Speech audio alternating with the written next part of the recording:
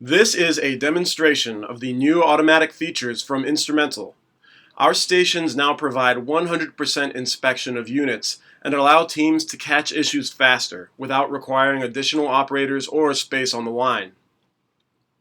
We have reduced the cycle time to 15 seconds with a 9-second processing time.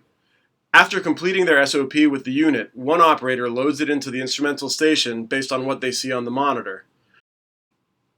The station processes using software monitors set up by engineers and deployed to the line.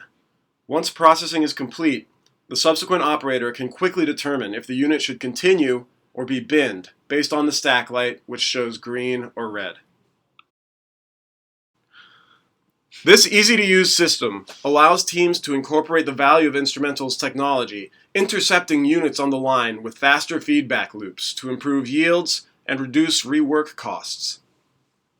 Our customers have seen a 20x ROI in yield protection and field liability using this system.